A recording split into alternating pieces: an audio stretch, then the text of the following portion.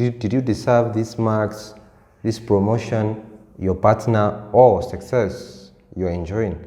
How long would it take that the other person to catch you red-handed and take it all back? Hello, fellow seekers. Welcome back to the channel. If you're new here, my name is Jacob. I'm a holistic practitioner in all the 14 dimensions of health and wellness. Today, we're going to talk about imposter syndrome. The great writer Maya Angelou said, I've written 11 books, but each time I think they're going to find out now, I've run a game on everybody and they're going to find me out. Imposter syndrome is the feeling that you either don't have the requirements, credentials, skills, talent, accomplishment, wealth, or even the family name to carry out a certain activity like planning, presenting, fulfilling a task or a project at work, promotion, titles, starting a business, writing a book, asking someone you fancy for a date, even being a parent, and many more activities in life. It has the potential to stop us from trying out new things, forcing ourselves to grow and develop. Rather, it makes us appear lazy, scared, incompetent, undependable, and worse of it, it makes us believe all those negative things about ourselves.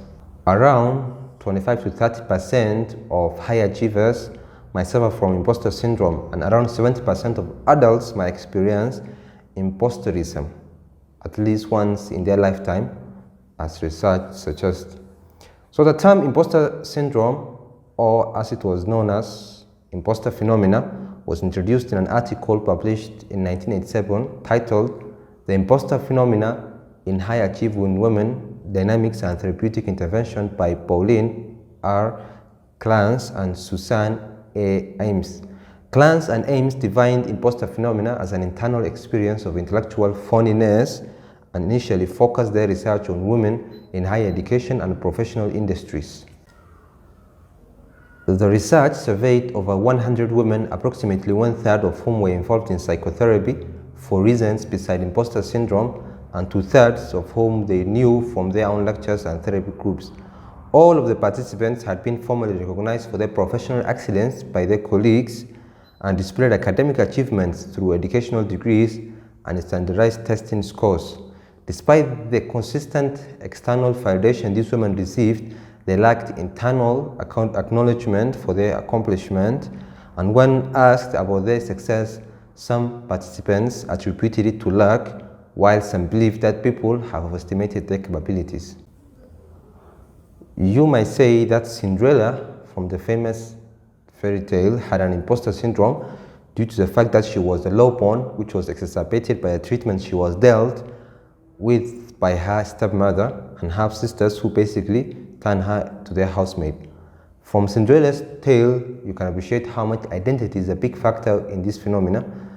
Identity, or simply how we view ourselves and the story we tell ourselves, places us in a position in the social hierarchy we are playing, whether it is academic, the work setting, romantic, friends, and its community.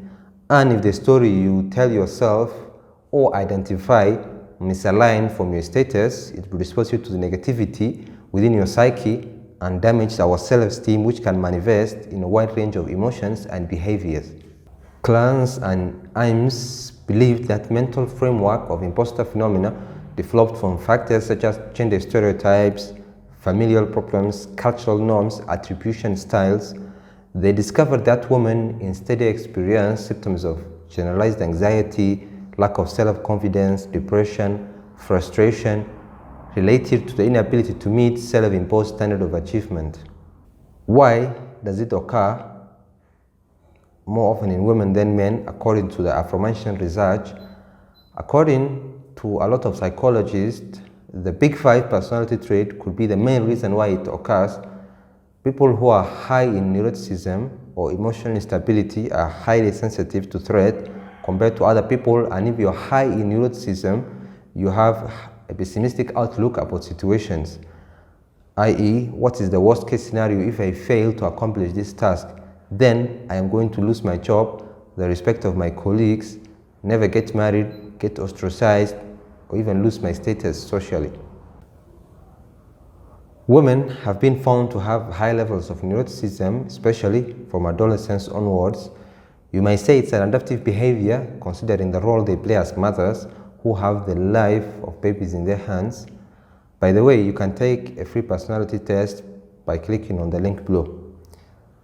The spotlight effect is a psychological phenomena by which people tend to believe they are noticed more than they really are. So hence, you are in the spotlight. Lastly, there seems to be a correlation between imposter syndrome and guilt, which could be as a result of expectations from a family from young age. When the kid shows potential and gets labeled with words like, my son is a genius, my daughter, she's smart, or they are talented, or even favoring this child by saying, this is my favorite kid. This creates a pattern of expectations from young age, and as we mature, we realize that the world is hard, and we ideally lose the self-entitlement. So everything you achieve is through hard work and not by your potential alone. So the question you need to ask yourself is imposter syndrome abnormal? My answer to that, not really. Anytime you are trying to do something you have never done before, there's uncertainty about whether you can conquer, whether you can achieve it or not. It seems that the only way is by achieving small goals which build up your confidence for harder tasks, and even if you fail at tasks, you know that you have already succeeded once, so you try again and again till you succeed, because you aren't a failure, but rather you failed at this task. Also, talking to mentors who not only validate how normal this phenomenon is, but that you can also overcome it and be like that person if only you persevere. The glory lies beyond just this obstacle. Any task which is worth pursuing has to make you feel incompetent, and that's where the excitement and expectations lie. What is called the optimal experience or flow by the psychologist Mihaly, he has a second last name, is the mental state in which you are performing an activity in which you are fully immersed and actively enjoying the task at hand. It's the state of finding a balance between competence and how challenging that task is.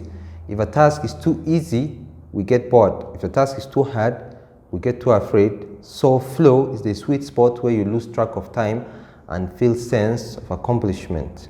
Friedrich Nietzsche said all great men are play factors of their own ideals.